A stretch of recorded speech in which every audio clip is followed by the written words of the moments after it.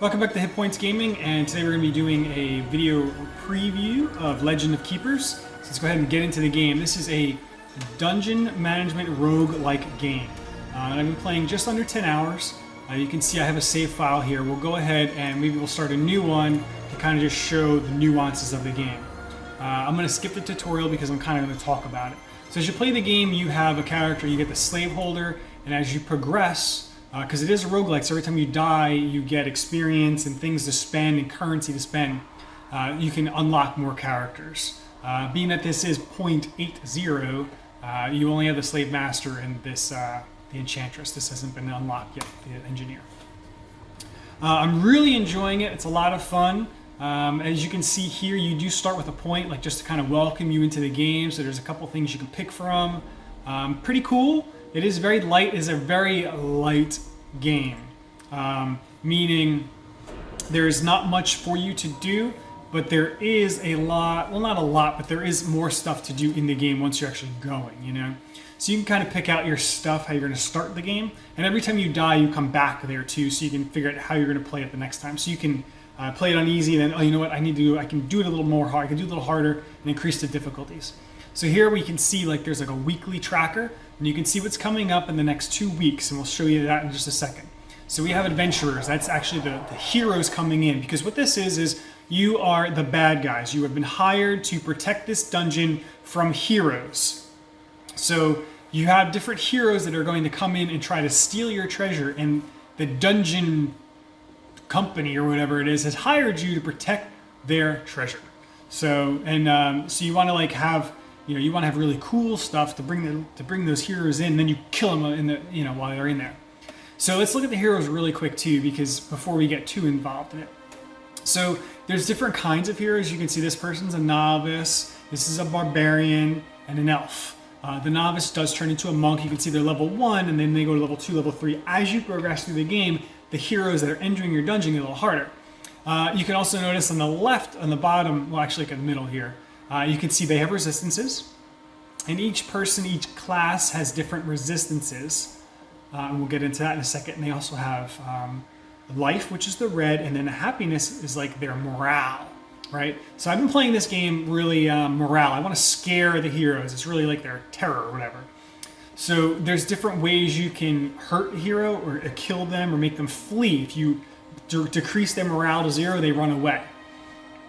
So you can hurt them with a circular saw that does damage, physical damage, which this person has minus 20 resistance to armor, so that does physical damage. That's good for them. The rallying horn takes 10 morale away, and then it applies enrage to heroes, which just makes them stronger. And actually, really neat about this game too is, what does enrage do? Well, if you look just below what this thing does, it says damage and morale increased by 30%. Like, the game tells you exactly what it does, and it does all the math for you. So if you see Enrage 3, it tells you right there, 10 times 3 is 30. That's why it's 30%. So if you had Enrage 6, it would be 60%, and it would say 10 times 6. Very cool with the game. It did take me a moment to get used to it, because I wasn't not used to the game actually being so easy, like counting the things for you. It's like, okay, how much morale is this going to do? Because it's 10 times 2 is 20, but then is this gonna stack? Everything stacks. It's really easy, really clear to do. So I'm gonna do all morale. So I want to hurt their morale. I want to demoralize them. Cool. So now I have heroes. I have the heroes here, and I have my baddies or whatever. So there's different kinds. There's like orcs and goblins, and you can see that underneath his level 1 is that face. It's a beast. That means he's a beast. And then he's a skeleton. So there you go. Very similar to Darkest Dungeon. If you look at here, this vertebra, he has a back attack and an area attack, and it shows you what parts he attacks. So on his turn, he can attack the back, or he can do an area damage, and it tells you everything right here, what happens. So how do you place your hero? I mean, you are heroes, but they're really the baddies. Well, let's look and see what the heroes do. So this guy attacks his front for ice damage, and he has a skill, so it removes all the penalties, which is not so good because I'm doing morale here. This guy also attacks the front for physical. So we have ice, physical, and then this person is area, ice. So let's do, this guy's perfect, right? Because he has ice damage, he's got some ice resistance, and he has physical resistance for the barbarian. So then now we know they attack the front, and she's area. So we can really go back. So we're going to put this guy here, and we're going to put this guy here and this guy here. Because they attack the back, she's doing area damage, she's weak to them, so we'll put them in the back. Another trap, you can see up top here, it tells you how you're going to lay out your dungeon. And you can see this only when you enter the dungeon, when you select if you're going to be, when you fight the adventurers. And it's all random, so sometimes you have your monsters and monsters, trap. It changes, and as you progress through the game, there's 2 years, so it's like 52 weeks. So that you'll progress, and the dungeons will get longer. You'll have extra rooms, extra things then that help the heroes, not your guys, the heroes. So pretty cool. It's just fun to set this up. This like first level is interesting. It really helps you lay things out, and you can see like every time you play, you will have different monsters to choose from. So every time you play, it's going to be different. You do with your starting monsters, and as you progress, there's merchants to buy things from, to hire different monsters. There's like monster bounty hunters out there to try to find, that you can hire more monsters from. Very cool. So it's random on what monsters you're going to find. It's also going to be random what monsters you're going to have. And now that we're into the game, you can see the trap just went. And now it's to the monsters and versus the hero's turn. So you can see the available attacks that I can do. I can attack the front with him and apply poison, or I can attack the back. So he's got a lot of health in the front, 220. She's only got 155. Here on the left, you'll see the heroes and the monsters' turns. And you can see this when you're placing the monsters as well. I should have mentioned that. On the monsters, you can see they have speed. It's like the 2 arrows underneath, like down here. That's their speed, and that's the when they're going to go. Right, it says right there, it determines the action. Motivation. So this is cool because you can really plan out your turn. You really are omniscient. You know everything that's going to be happening during the turns. So we said we want to hurt the back. We're going to have him attack the back. This guy is going to hit the back too. You got some stuff coming over. You can see all the debuffs on the heroes. You can see all of the debuffs and buffs on your guys as well when that happens. I don't want to attack the front because he's got really high health. So I'm just going to do some morale, maybe hurt his morale here a little bit more. It's just fun. Like I'm really having a good time with this game. I really enjoy the roguelike ability. Like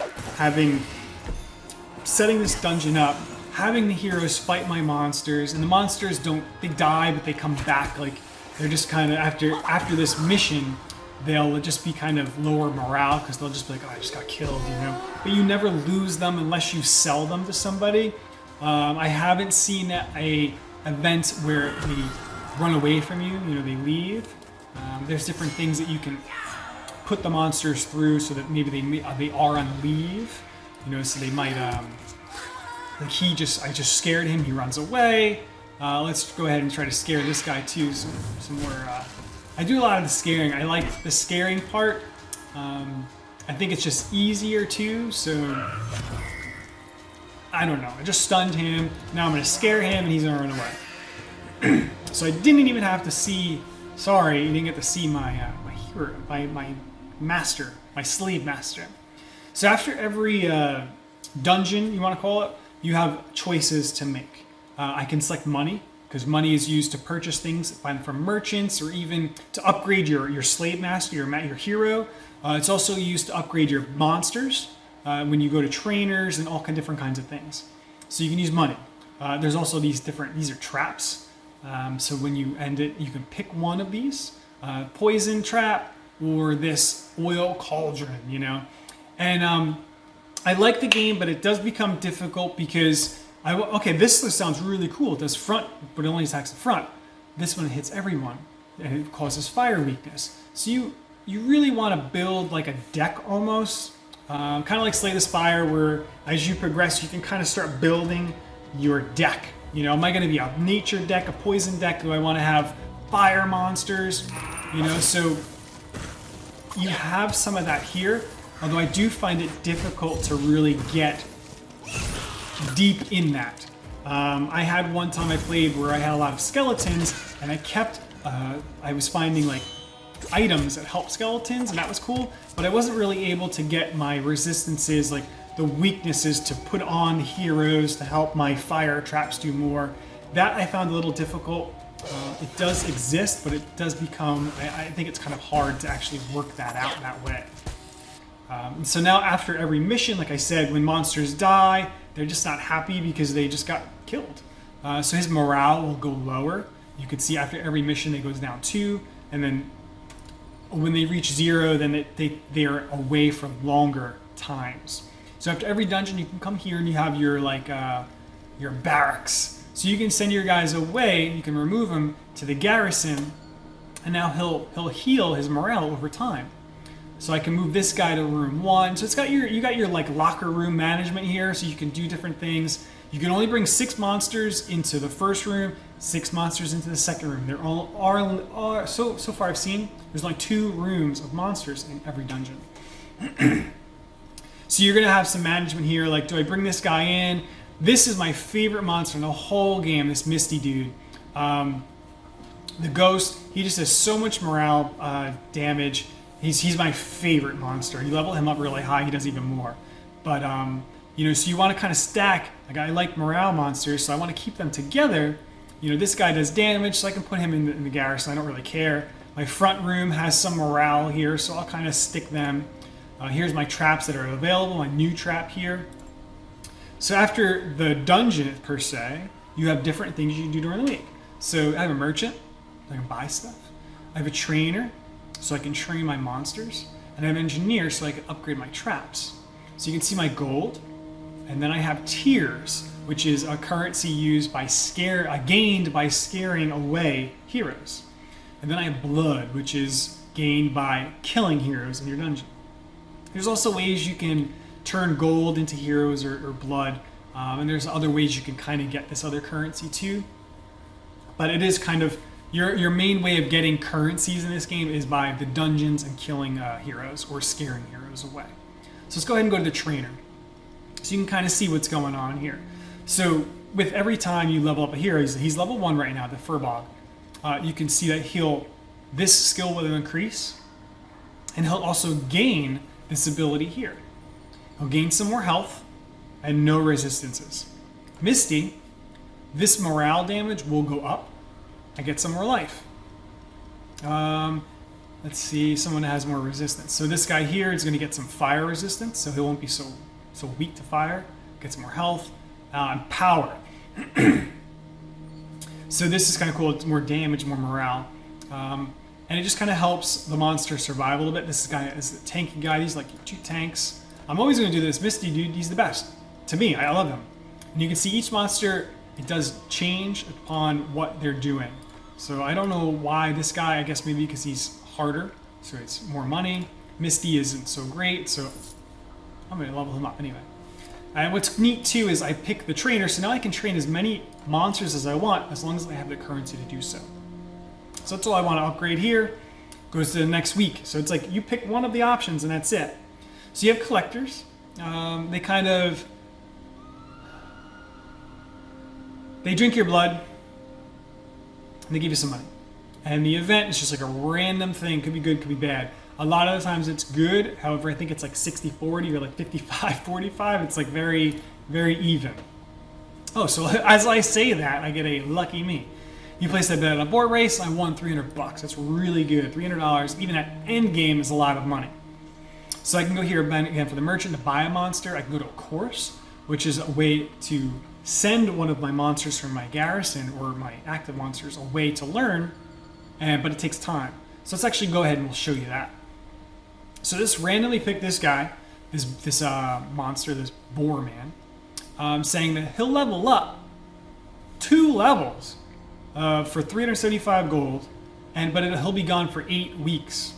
So let's go ahead, we'll do that. We'll show you here, he's automatically placed into the garrison and he has a lock on him for 7, value 7, because for 7 weeks, 1, 2, 3, 4, 5, 6, 7, he'll be gone, you cannot use him. Interesting. So yeah, then let's go back out of this and we can go to, go back to the main menu, and you can actually see a little bit further into the game what it's like. So now I'm at this champions. Champions get harder. You can see I have some artifacts here. As you play the game, you find artifacts, or you can send monsters away to locate them, and you can also send them away to upgrade them. It's, again, random events that happen during the course of the year. As you progress further, you get a helper, let's say. I don't want to go over him too much to kind of ruin it or spoil it. And you can see I'm still in my first year, week 43, and you can see just how much money I have. I'm not really rich yet. My slaveholder is pretty strong. I really did a lot of morale on him. You can see he's level 7, this is his experience, and these are the things that I chose to upgrade. So every time they level up, you get some more points to spend on skills that carry over to the next game. Here's your game mode. I'm still playing on like normal. I'm not trying to do anything too crazy.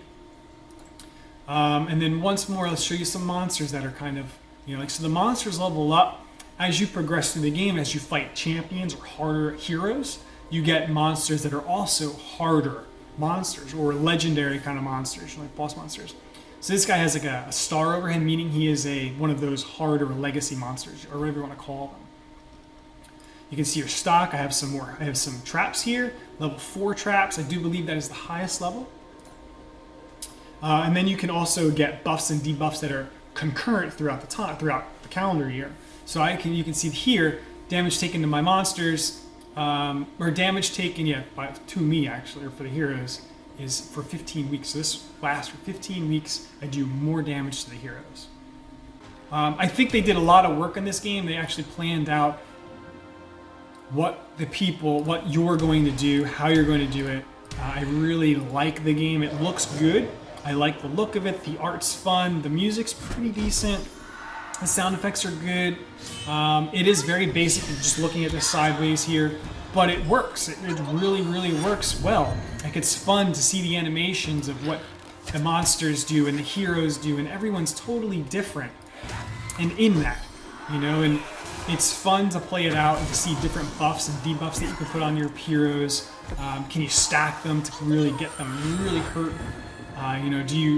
When you have a lot of morale damage, maybe I need to kill some heroes so I can get blood, so my stuff, actually, I can spend tears or my blood to get different things to level up my hero. Alright, so I would totally check this out if you were into these roguelike games, the monster dungeon planning. This is the 0.80 version of the game. I'm sure they're going to be adding more. They keep saying they're going to add more monsters, more heroes, more bosses, more traps. They keep saying they're going to be adding these things, and it's really fun to see what they're adding.